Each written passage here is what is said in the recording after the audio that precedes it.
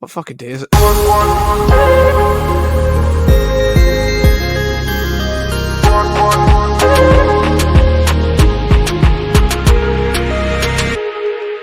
Hello, welcome to the Five Aside podcast. It's what fucking day is it? Thursday. I was about to say Monday. It's not Monday. It's Thursday.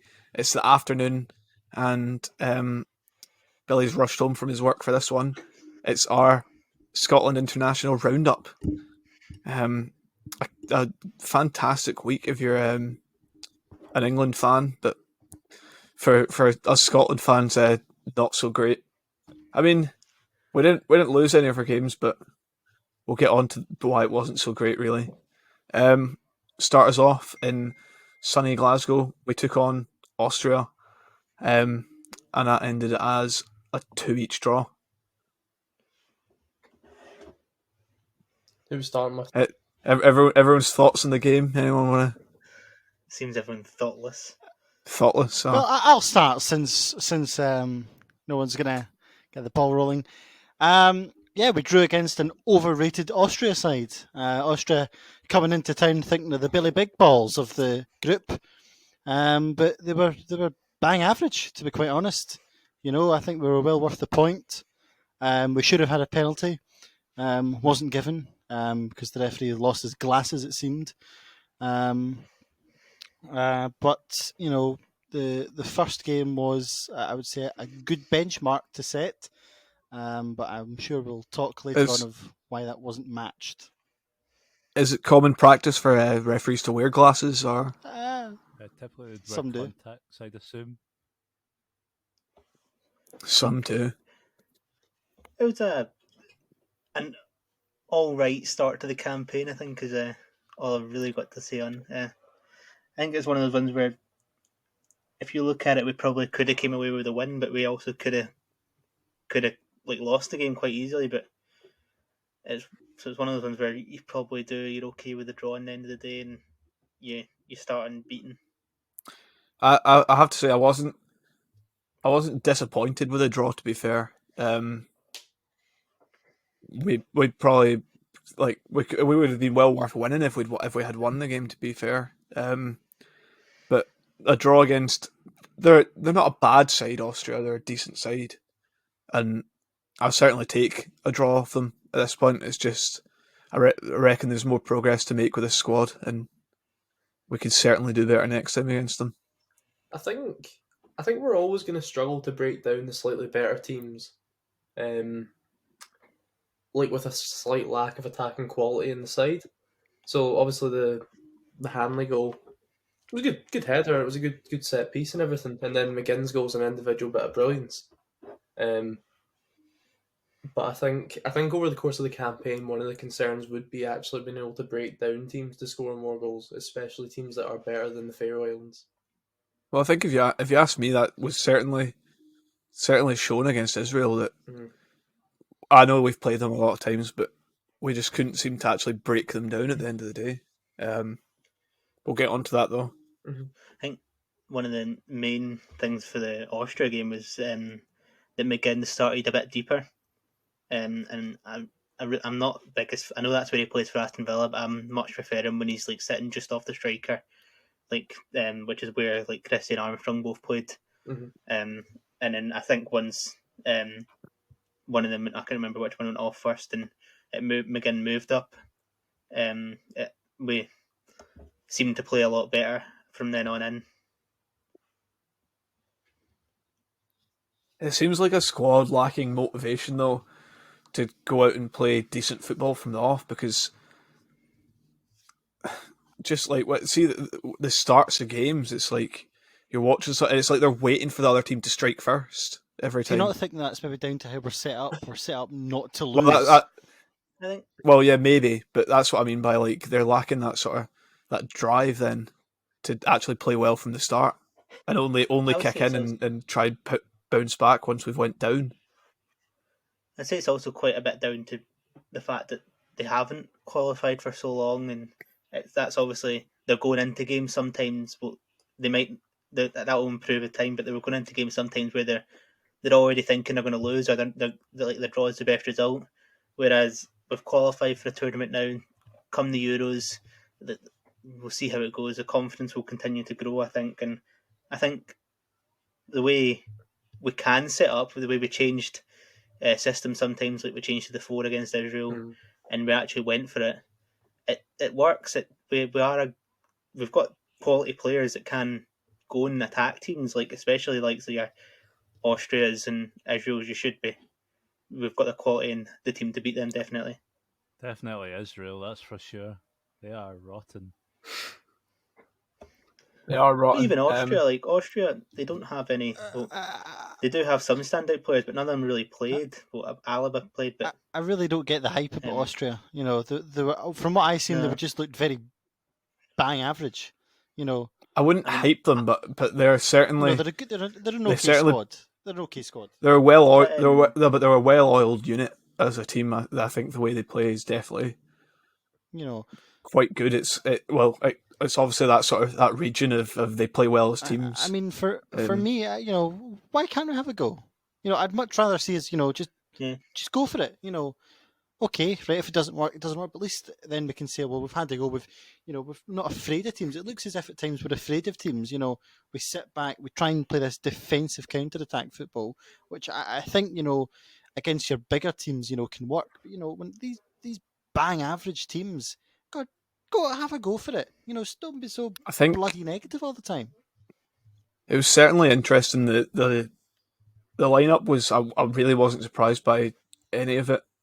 I was a bit disappointed to see Ryan Christie starting, sort of like in that second striker role with Lyndon Dykes, which we've seen before, and it didn't work before. And I didn't like seeing it again.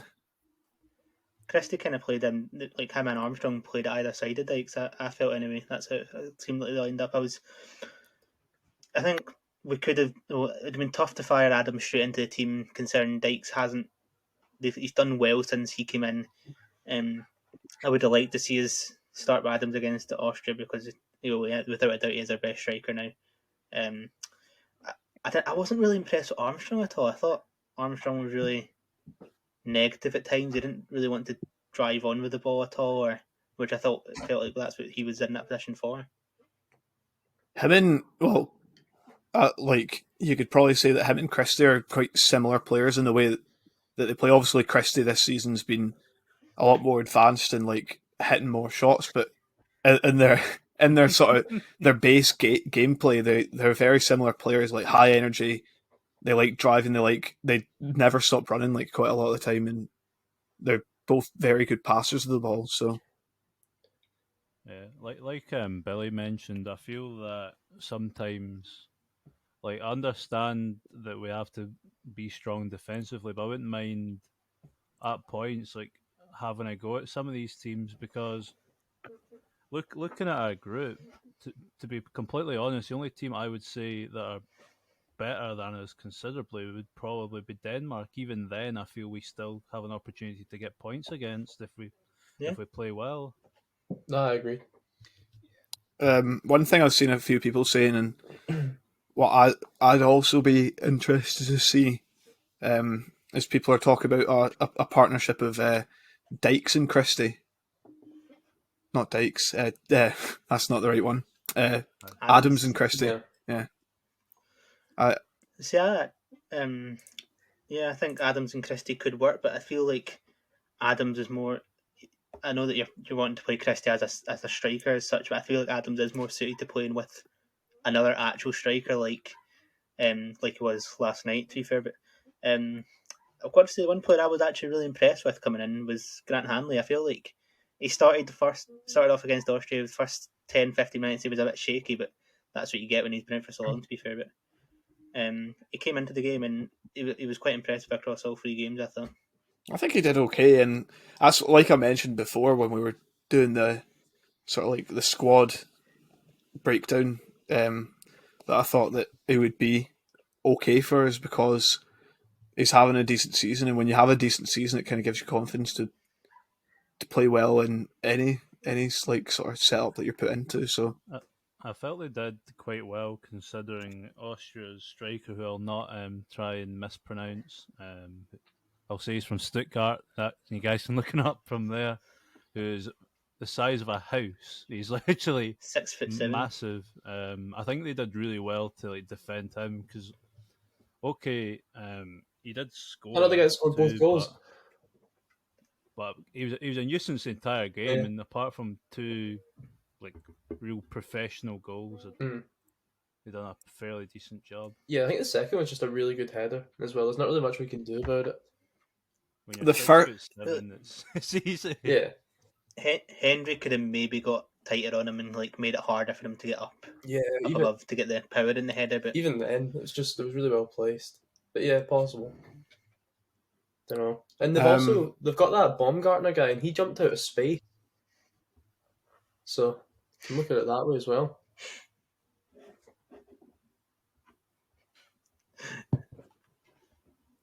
Something funny.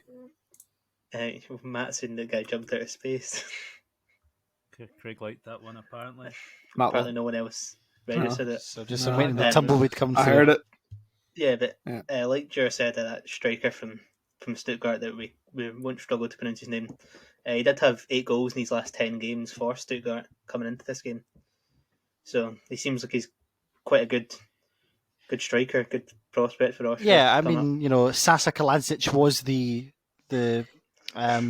one that was the standout player for Austria by country mile. And I'm not afraid to take on the pronunciations of names because I do a lot of European football watching. I know how to pronounce all the names. I'm very multilingual. All the names. All those languages. Yeah, you know me. English and well, English. He only slightly had to try and put on an accent to say his Yes. name as well. But he was by Never far so the slightly. standout. And for the Who? Sorry, what's the guy's you're name? talking about the Stuttgart striker Sasa Kaladzic, who Oh, thanks. I thought it was Kaladzic. apart from 2 or 3 individual spells, I thought we dealt with him relatively well.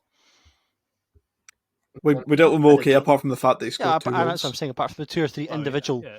moments, one of them being a header where he's a he's a bloody giant. Should be illegal. Illegal. People under 6'4". He should have only. it. He should have from his knees down cut off. Imagine what he'd do bits in Scottish football being that. Or just height. hoof it up the park I and wouldn't. plonk. He'd get bullied. He would get bullied. Well, He was built like a twig. If they had a Kieran Tierney to fire crosses into him, he would have scored loads more. True. Mm. That's Well, They just had Champions League winner David Alaba. well. We've got future Champions League winner Kieran Tierney and Jack Yeah, Henry. once he leaves He's Arsenal. and He's gonna win it. Henry. We've also got Champions League winner Andy Robertson. Yeah, Oh, it'll be don't fun. get Let's me not talk bloody about him. started on him. Boo. I Who said that? I was impressed with the way that Kieran Tierney and Andrew Robertson, although Kieran Tierney was playing centre half, they kind of split the responsibilities down that left side a little bit. And when I say that, Andy Robertson would take a pish touch and Kieran Tierney would run onto it. The difference is night and day between those two. I mean, anyone with half a footballing brain can see that Kieran Tierney is the better deliverer of a ball into a box than Andy Robertson. Okay, there's a difference. He's also between got more. Austria and the He also Faroe seems to have more drive and determination. For me, I'd have made Andy Robertson walk home some of the games. It wasn't that bad. Honest to It God, really wasn't. just that because, bad. in my opinion, think- just because he's won a Champions League because he plays for Liverpool, I would have had somebody else in centre half and Kieran Tierney in left back. Just because he's the captain, I don't think he's good enough. You'd rather He's not better than stay- Tierney. Yeah, I don't think. Yeah, I think Tierney is the better player than Robertson, in my opinion, anyway. Just now, Oh, of Arsenal! especially in a Scotland top. Be my dad. And I feel like even though it might be we're playing this system to try and shoehorn them both into the game, the team, I do feel like Tierney does suit that centre half role quite a bit, and he's got the legs to go up and down the pitch from centre half to overlap Robertson and get into position to put crosses in. And we don't have enough centre halves to try and take him out of that position. Yeah, for me, Tierney is probably Scotland's standout player. Like he's so adaptable. Like he can put you give him any position, he's comfortable and he can play it well, and he's hungry. And I think that's one thing that bothers me a wee bit about. Someone give this man a hot meal.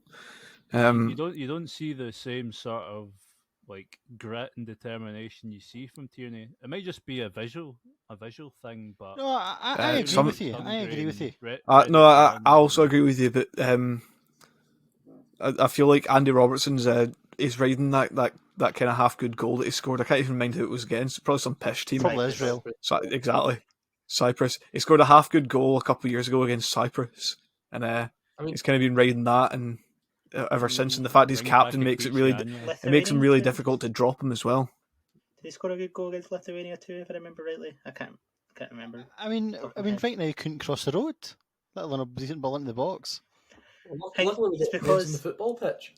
It's a running it's track. because Billy, the running track exactly. Fantastic. Billy with the dapper.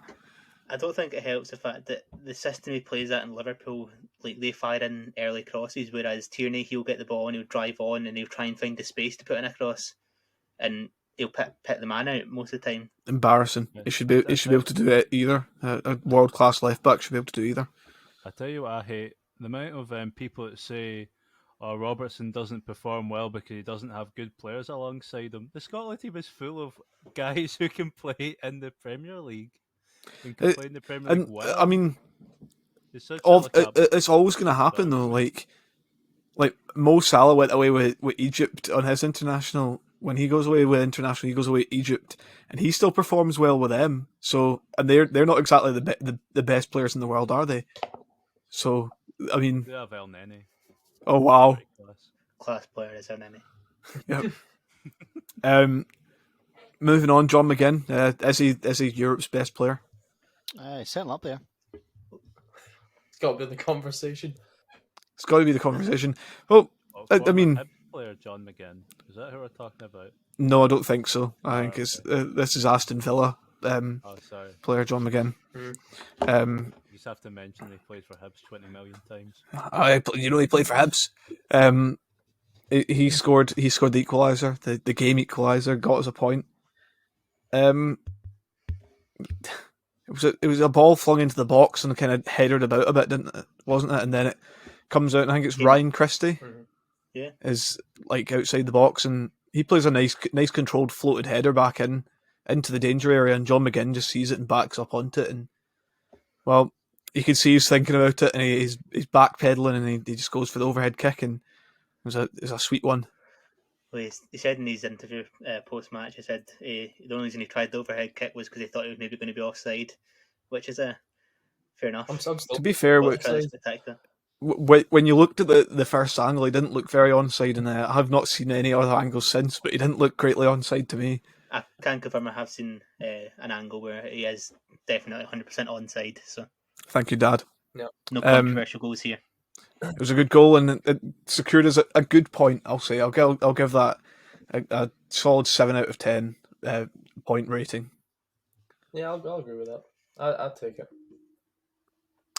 Which moves us on to Israel Sunday night's entertainment for us all.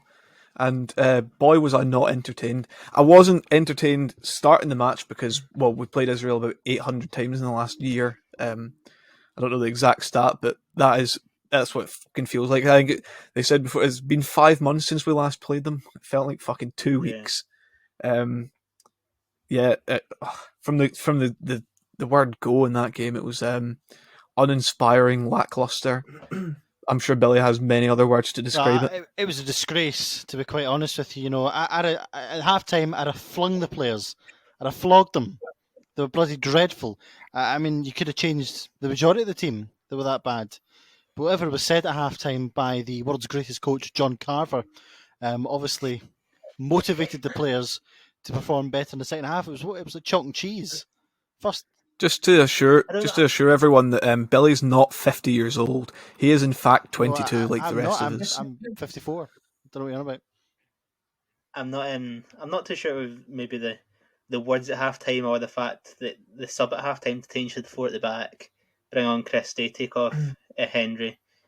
And I wasn't too convinced because I was like, I'm not a fan of Tierney playing centre half in a back 4 because he doesn't have the he can't go forward and get down the wing and stuff at that point. But I felt like he fit into it well, and I felt the second half we were dominant and could have went on to win the game if we took our chances. I think the same could be said for Israel. They could have went on to win the match if they'd taken other chances as well. So Yeah, in the first half, if they'd taken their chances. they did score an absolute peach of a goal, Yeah, Israel, to go ahead. Marshall could have maybe done Marshall better. should have saved it. yeah, I think so. I'm not going to go as far to say as he should have saved it. I'll go with Craig. He could have done better probably. Could have done better. I don't think his positioning's terrible, and he makes a good jump and a good attempt for it, but. Yeah, And it's one of those ones where it's hit hard from distance, and it kind of It did moves a move a little bit. bit. I think more of the blame has to go in your midfield and your defence for not closing that down. Yeah, that's what I said. Well, I said straight away. Why is there no like deep line midfielders pushing out to him, or even a centre half pushing out to him either? He's just given so much space in that central area. But it was a good strike from the Israeli midfielder Dor Peretz, who plays for Maccabi Tel Aviv. A great finish from him. Whose only other goal for Israel was against Scotland. Yes, But to be We're fair, handing that boy played- goals. played Israel that often. 70% of their games. That's 70% of their games, so they're probably going to get some of their goals there. 6 games since 2018 we've played them. Yeah, and then none since 1981. Yeah. They just thought they'd give us a ball. They're not very good. Well, evidently they're about our level. 'Cause we're I'd say at the moment they seem like they're around about our level, but I think we are better than them. And We are in a better the, team in than them. the We just can't. wider scale of things, we're definitely better than them. It's definitely points dropped. Yes. It's points Yeah, dropped, but 100%. we've played them so much recently that it's sort of like I was almost expecting it. especially away. I mean, I know I agree it is points dropped. But I don't think we're ever going to win this group. I'd like to, but I think playing for second, I don't think getting a point away Yeah. from home against them is the worst result. I don't think. No, I think I think especially when they're probably likely to take points off someone else at some point. As long as we win the game at Hampden, I don't think it's 4 points from the 2 games. If we get it, would be okay. So Well, maybe by then we might have fans inside the stadia, so it might, give the home advantage to us, hopefully. great. Because Oh, yeah, obviously, Yeah. but if you thought about, when obviously the game on Sunday, the fans were inside the stadium, and you could tell it made a bit of a difference to the Israel players, and we seemed a bit more up for it from the early Yeah. get-go. I feel like it always will. Although I'm not too sure if fans inside the Scotland game will make the players play better because They'll just boo I them. feel like as soon as one thing goes wrong, It's especially then if we'd 1-0 down Yeah, against especially Israel, with that the first boos half. would come out. because Scotland fans are fickle. Yeah, I'll say it. I'll be controversial.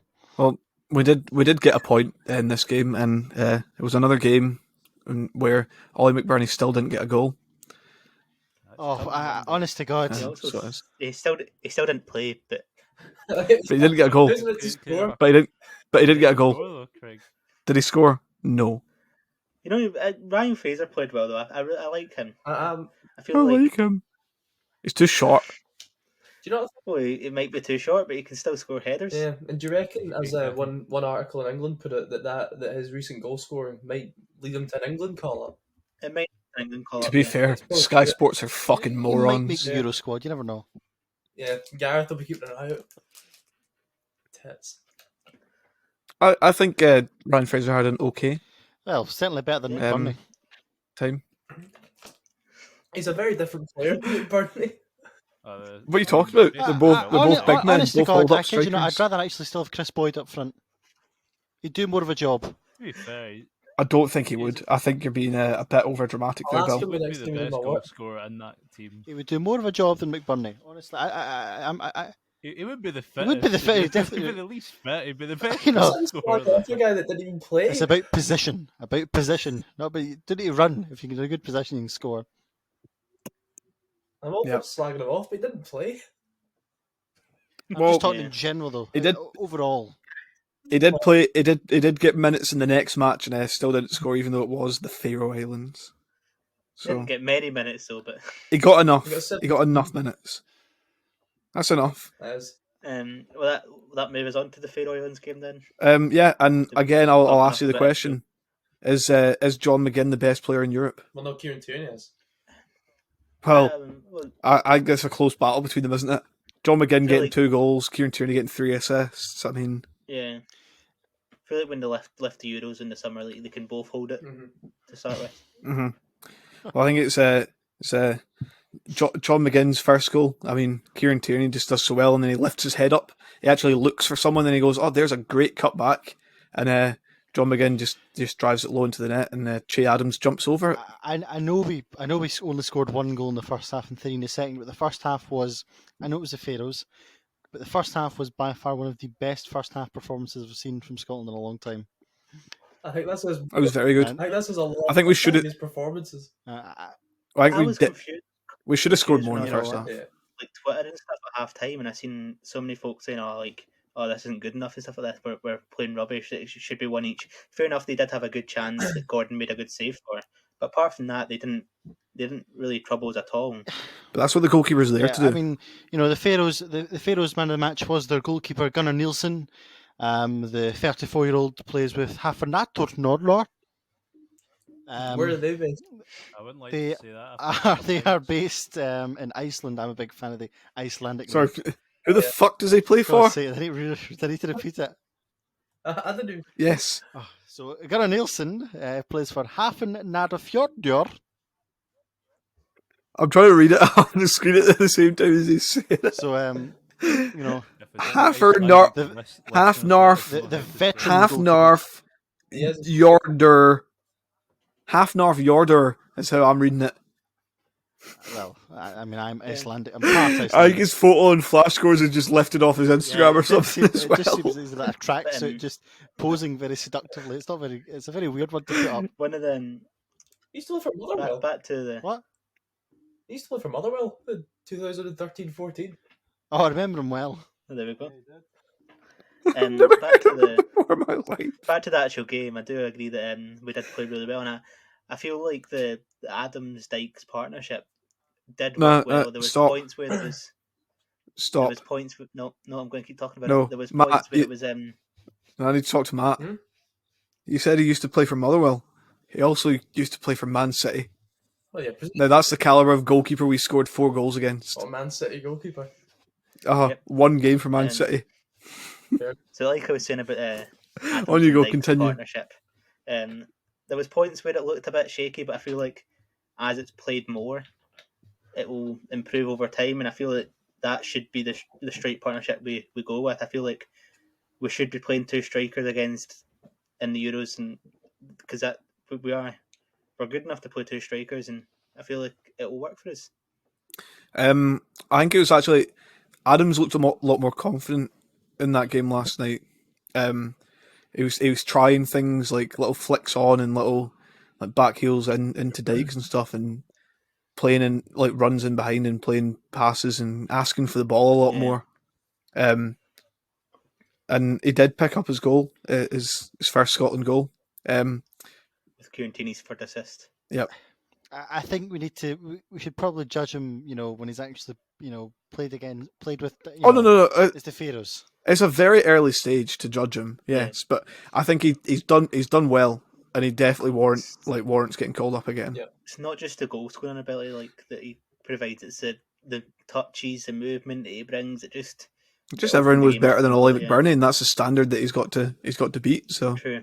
I did say, and I also said last night, said this team that we played last night, I'd only make a couple of changes, and that would be my preferred starting 11. I'd take Gordon out, and I'd put Marshall back in. I'd take McLean out, and I'd put Ryan Jack Would in. you play And that- McTominay at centre half? Yeah, I feel like he is. Yeah, I really think I would, because I think It's it's either taking that- something away from the midfield at that point. so I feel like whatever we your own do, options we're are- not going to win in midfield. you either take play McTominay at centre half, or you take McGregor out and put McTominay Yeah, in I'd the take McGregor out and put McTominay in. I think it depends if Ryan Jack's fit or Yeah, not. this is- I think it depends on we quite a can get lot, though. away It depends with, Depends on how players play for the rest of their season. Like Ryan Jack should be fit for the Euros because he was only just away from these games anyway. So, yeah, He's also been away for most of the season. no, to be fair, he's played some games. He just struggled with injuries. This But I do think, even though that O'Donnell has been good in some games for Scotland so far in this camp, like in the first 2 games anyway, Fraser brought that extra attacking ability down because I felt like when we had O'Donnell, we always tried to play down the left, Whereas Fraser brings that ability where he can put a good ball into the middle, can take a man on down the right, can even cut in and hit a shot or come in at back post and put a header in. Something I don't remember seeing Fraser doing a lot was crossing. An awful lot of the time. There was a couple of times. I just But I think most of the crosses did come from the left, but yeah. Yeah.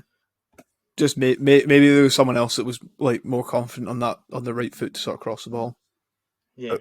I don't know. We'll see at the time. Like, it depends who actually gets into the Euro squad, because there's still positions up for grabs. I think in the squad at least. Yeah, I don't know Definitely. how many new starting 11 players we'll get, but No. Yeah. squad players I definitely. think it's going to be tough for him because there's obviously a few players that people want called up, but he has to cut the team back or the squad back already, so he'll have to cut the squad back further to be able to call up the likes of like Turnbull that some people want, or maybe Gold. So yeah, it's going to be tough for him. Yeah, I think with regards to Turnbull, I think his sort of possible creative ability could have helped us in games like the game against Israel. Yeah. I think he brings something to the table that I think there's maybe other players that could have done it as well, but I think especially him, probably playing in that position that he's used to, could have done a job against and like games like Israel where we probably needed a bit of a creative spark. I don't know how much they did against Austria, but definitely the Israel game, that's what I kind of thought coming out of it. I think like we said, he's better than John Fleck. Yes, I think certainly in the Euros, I think it's certainly we need to have like creative players that give us an option of having a creative player on. But I'd also like to see us having an option of, if we need to in a game, changing up the formation maybe a little bit instead of playing so central and like trying like just to try something else. Like I'd like to just see some sort of variety in players instead of just having all these centre mids in the squad. I feel like maybe a little bit wasted. Are versatile as well. Like some McTominay, you can obviously drop to centre half if needed. McGregor could play out wider if needed as well. You can go to left back. McGinn can push forward. Like McLean, he can drop to the bench and things like that. Versatility. That's true. He can drop out the squad if he wants. Actually, nah, like he can't take away the mayor. Well, he's not the mayor of Scotland. He's the mayor of Norwich, so he can go play for England. Still a mayor. The mayor of Norwich is getting heavily linked with becoming the mayor of Govan. The mayor of Govan would be a good signing for Rangers, I've got to say. Staunch. Heavily reported. I don't know. We'll find out. I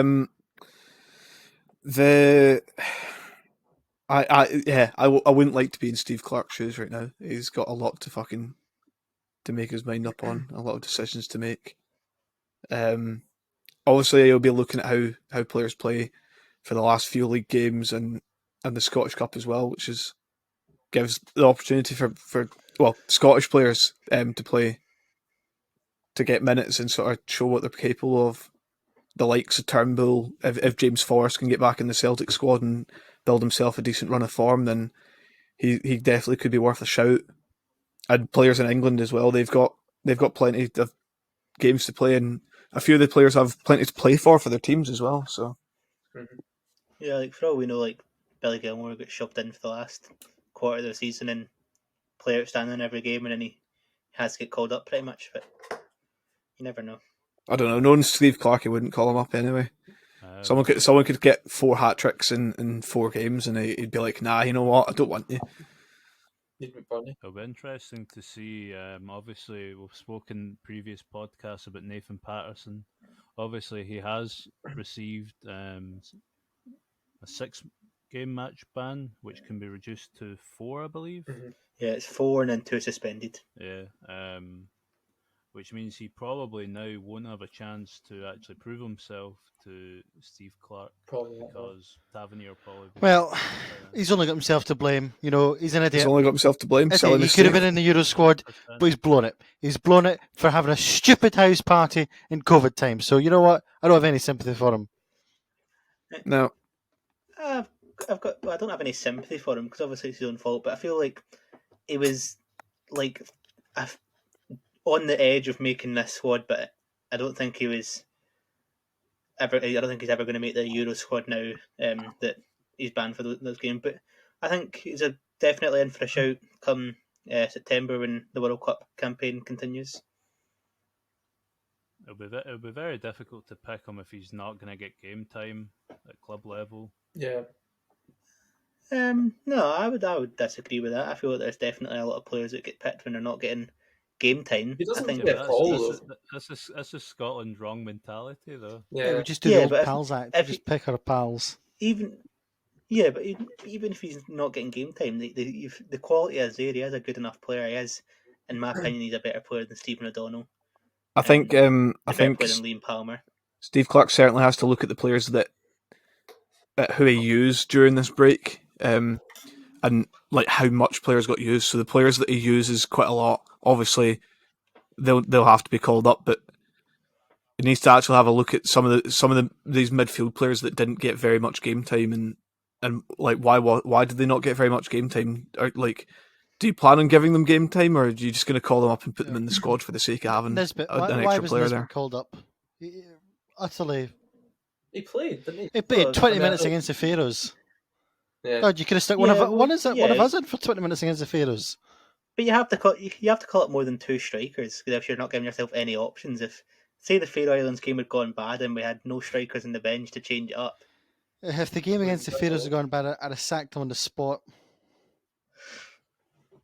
I would have killed all the Um, strikers on the spot if we hadn't been able to score against the Pharaohs. Well, good thing it's only 2 and not 3 if you're. Yeah, that's true. What? But yeah, like I said, I don't think there's any reason why, like these. I think I was quite surprised myself that he didn't do many changes across the 3 games. I thought 3 games in 6 days was going to bring in some. I certainly thought we'd see more in the Faroe Islands game than we did. I guess if you're Steve Clark though, you're just. I mean, that's the last game I think before the Euros.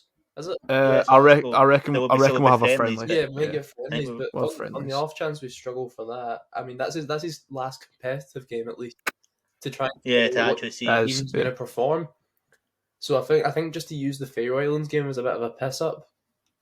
I don't know. I can see where he's coming from by Yeah. trying to get a consistent squad over the 3 games. I know there was quite a few folks saying the only reason Gordon played last night was because the uproar that would have came from Hearts fans if he'd been taken away for 3 games. Honestly, that sat on wouldn't the bench surprise in all me. 3 games, and then Hearts had lost all their games in that time. Which It wouldn't surprise me because I mean, I guess if it was my goalie, I'd probably be a little bit annoyed as well if they took our goalie away. but Hearts had the option to get the games postponed. To be fair, Yeah, I know, but when your goalkeeper's called away. there's been enough games postponed Do this you not season. think, though, he had to play a more settled squad because the first 2 games didn't go, because we didn't beat Israel? Had we beat Israel, had 4 points out of 2 games, do you think he'd been a bit more courageous to experiment a bit more? Yeah, I think the players that didn't get playing though, or didn't get starting against the Faroe Islands, they can feel a bit hard done by because they're definitely capable, and more than capable of beating the Faroe Islands. So let's not lie about that one. It's not like Yeah, but I mean, okay, let's put some respect on the Faroe Islands name. Yeah, they're okay, but we certainly have players good enough to beat them. Faroe Islands aren't even bottom of the group. They're not, because they're not the worst team in the group. Yeah, Moldova are the bottom seeds in the group, and Yeah. that is why they're bottom of the group. It's a bit of respect. I've just remembered we didn't give our points rating for our point against Israel, but I'd give it a solid 2. I'd give it a 4. 4, A 4, 2. Yeah, I was going to say a 4 or a 5. Yeah. I'd say 0. it's 2. a 0. Well, that's a bit like I harsh. said, drawing away from home isn't the worst thing in a campaign. 2. Nah, I don't. If it goes down to I And predict it now that we're going to be just short because we never beat Israel. I doubt it. and I don't know. From we're sitting second at the moment, so I mean that's a positive outlook to have on it. And the Faroe Islands game, I don't know. Faroe Islands game, I'd probably give it a 7. 5. probably another solid sort of 7 or 8. 5? I'd give the Faroe Islands game an 8 or a 9. I feel like it was Nah, not a an good 8. It's performance. Pharaohs. No disrespect to the Pharaohs. Yeah, I'd say We won the like, game, that's what we probably like a expected to solid do. 7, maybe going into 8. That's But what I'm giving it. Faroe Islands, who went 1-0 up against Still Austria. lost. It wasn't an easy game for us. They went 1-0 up They- though. It's not like they won the game. They went Still 1-0 lost. up. We were expected I to could go win. 1-0 up against Austria, but I'd still get absolutely We were pummeled. expected to win the We were game. expected We to won win, the and we game. won it So we met the comfortably. objective. We didn't exceed the objective. We just won the game. That was what we were expected to do. We're done. I wouldn't say it's a 5. I'd say it's an 8 or a 9. For just A 7. 7. S- The probably sensible 6 for me. Tims keeping us on Right, board. we'll all go 7 because 6. Craig's going 5. too high. Bill's going 5. Drew's saying so. We'll go for the 5-a-side rating 5. is 7. That averages out on everyone's ratings. One of the key things as well is Adams getting his first goal, because you don't want to be going into a tournament chasing your first international goal. And he did it before Ollie McBurney in less games. He didn't do it in less games than Lyndon Dykes, so Lyndon Dykes got his after his second game. That doesn't matter. I'm talking about Ollie McBurney here. Did I say Lyndon Dykes? No. They're both going to play. Is this the I Hate McBurney podcast, or is this the 5? No, I'm That's just it. pointing out. We I'm are just pointing out the fact that rebranded. I'm just pointing out the fact that Ollie McBurney's not very good. Well, he's 20 million price tag. Yeah, that's English Premier League. Fucking. You could buy Honest to anything for God. £20 million. Doesn't mean it's You know, good. in English Premier League, you could buy a chicken. You could fucking wrap it in tinfoil paper, and they could sell it for 20 million. Tinfoil paper. Yeah. We go back onto Scotland's upcoming fixtures. Obviously, our next competitive fixture is the start of the Euros, where we've got Czech Republic at Hampden, And I just better check. England at Wembley, and then Croatia at Hampden. So So hopefully fans back by 3 then. easy games. Those are I 3 would take scooshes. That's 9 points. 5 points. I'd take 4. You take 5 points. I think I'd take I'd 3 take 1. points. I would actually say that 3 points is enough to go through. I would agree, but I think we're capable of getting 4. I think we're Yeah. capable of getting 4. I mean, 4 is math. 3 points enough to go through. 4 points, I think, would guarantee you going through. Beat the Czech pretty much. Republic, draw with Croatia, and if we get something from England, fair enough. Pummel England. I I would reckon we'll say get beat 1 Czech point. Republic, draw with Absolutely. England, and then if we get 1-0. something from Croatia, we're lucky. Ruin England is the bottom line. We have to ruin Czechs are England. nothing special, in my opinion. Yeah, that's why we should beat them. No, That's- no, We need to put England in their Racist place team. because they think they're the best team in the world. they do, to be fair. Mhm. And they Oh, have we got beat bang Poland. average defenders. As we found out, though, Denmark are the best team in the world. Absolutely. They are. What did Apparently. Austria? But, Moldova. well, that does take us on to our games after the Euros. September, a massive month where we've got away to Denmark, then your easiest game of the campaign, technically at home to Moldova, then away to Austria. We're definitely drawn with Moldova. So Definitely drawing Beat Moldova. Denmark, lose to Moldova, and beat Austria. To be honest with you, I'd take 6 points. I'd take that, to be fair. I would 100% take I would that. take 6 points. Well, that it was a slightly above average international week for Scotland. I think it's exactly what you would expect if you listened to the last podcast and heard what I said I thought would happen. That's plenty, Matt. I said You we'd just draw shut or up. win. Don't do points for Scotland games. And You get 0. I know exactly. And on that note, Matt's going to say goodbye to everyone. Yep, hope we all have a nice long bank holiday weekend. Jer's going to say goodbye to everyone before he cries. I don't know what I'm crying about, but goodbye. Wah wah. Craig. Goodbye. Time for a beer. Yep. Bill. Yep, time for a beer. Ciao, ciao.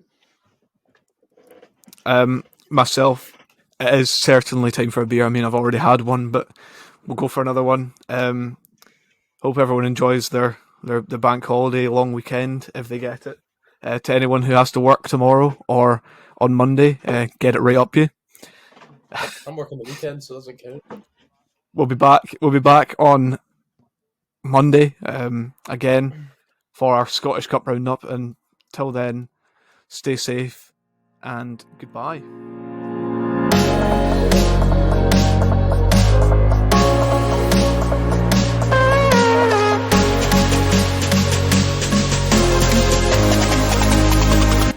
Fuck the Queen.